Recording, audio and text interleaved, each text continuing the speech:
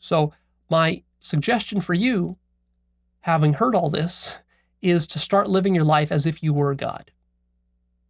Here are 3 questions to help you to figure this out.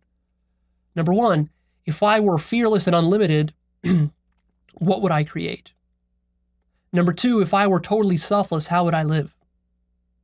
Number 3, if I were immortal, what would I create and what would I do?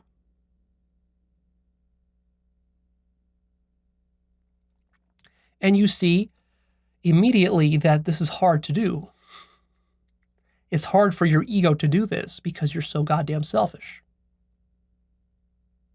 And this is why you need many lifetimes and a lot of years of personal development and growth and consciousness work and meditation and psychedelics and all this stuff. You need all that. And it's so difficult and painful and challenging. You have ego backlashes and backsliding and all this stuff. Yeah, because this is the process of evolution. Evolution is not easy. Being God is not easy. It's the ultimate challenge to completely let go of all your fears, all your egotism, and become totally selfless, fearless, and loving.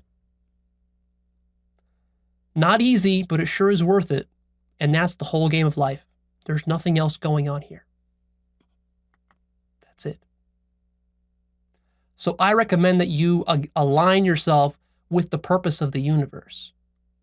Because up to this point, you've been living your life totally out of alignment, and you've been feeling the consequences, the very real practical consequences of that. You've been feeling it in your relationship, in your career, in your finances, in your politics, in your personal life, within your own mind.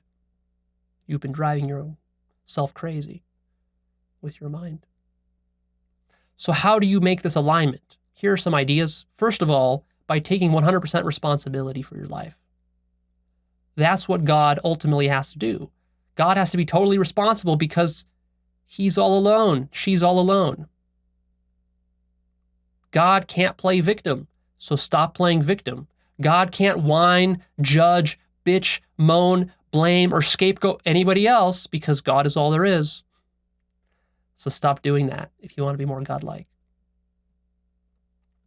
Also, I recommend that you align yourself by working to raise and elevate your consciousness. This is very direct.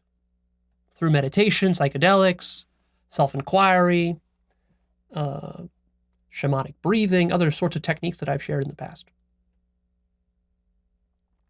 Also, you can align yourself by discovering and also deciding who you want to be in this life. You get to decide, do you want to be a devil? Do you want to be an angel? Do you want to be inspiring? Do you want to be a leader? Do you want to be loving, or do you want to be filled with hate? Do you want to judge? Do you want to blame? Do you want to scapegoat others? Do you want to wage a war against the feminists or the Marxists or the terrorists or the nationalists or the Republicans or the Democrats? What do you want? The problem is that you're doing all this without having decided what you want. And so it's just unfolding automatically, and what you're getting by default is devilry, because devilry is unconsciousness.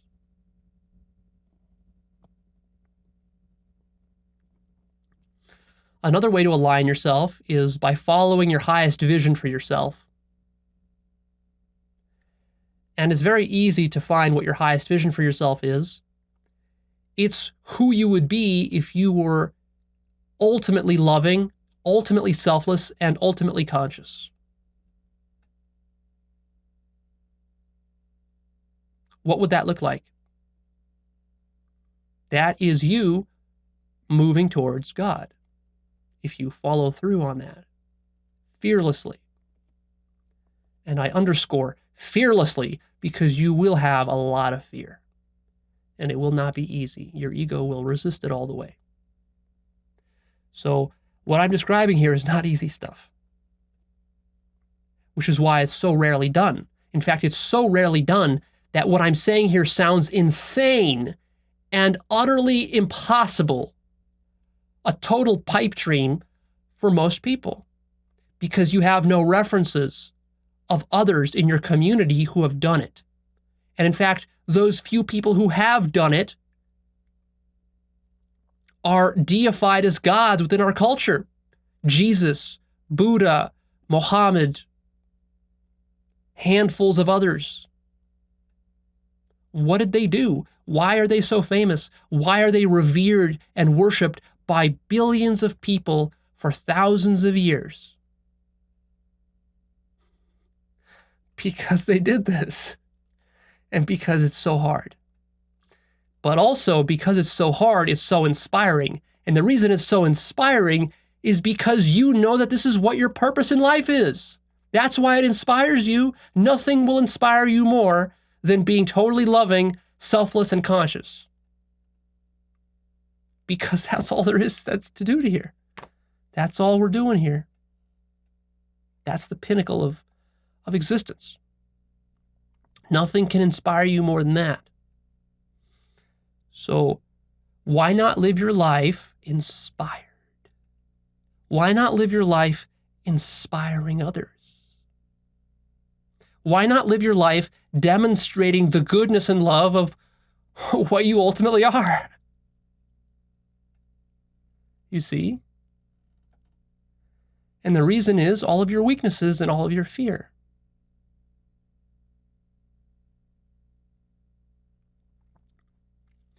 And another way that you can align yourself with the purpose of the universe is by helping to inspire others and to awaken others through your love and through your speaking of truth and through your personal embodiment and demonstration.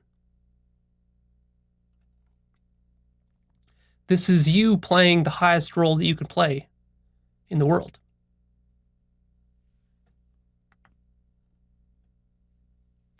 So in conclusion, your spirit yearns to express itself, not just in any way, but in the highest possible way, in the most inspiring possible way. Your spirit is fueled by love and selfless action, which is why when you go to the movies and you see some great movie, some tear-jerker movie that brings you to tears, why do you cry? Because what you see there is the highest expression of God. Love and selflessness. This is the highest motivation that exists for mankind. This is the highest motivation in the entire universe. Because this goes to the very source of all of existence. There's nothing higher. Your spirit is supercharged when you allow it to reconnect with the oneness, the truth of existence. That's what fires your spirit up. And don't make the mistake of thinking that there's only one way that you can do this. Like, don't get the silly idea that you have to become a guru in order to somehow inspire your spirit and reconnect with oneness. No, like there's a million different ways that you can do it. You can do it as a lawyer, as a politician, as a scientist, as an inventor, as an artist, as a musician, as a filmmaker, as an astronaut, as an inventor, as a business person. There's a million ways that you can translate the love and selflessness of God into our physical world. And we certainly don't need everybody to be gurus. We need inspired artists and poets and filmmakers and politicians and lawyers and business people, especially business people, lawyers, and politicians. We need them to be more inspired than anybody else. Otherwise, what we get is the devilry that we see happening all over the world right now. Nationalism and all sorts of environmental destruction, catastrophe, and racism and hatred and division. You see? People who sow division in the world do so because they're scared and because they don't know how to love and because their love is so partial and limited and because they have not realized themselves as God. Sure, they worship God, but they don't actually realize that they themselves are God. They're hypocrites. The majority of Christians and Muslims are total hypocrites. So your spirit yearns to reconnect with the truth. And that is ultimately your way to salvation and the world's way to salvation.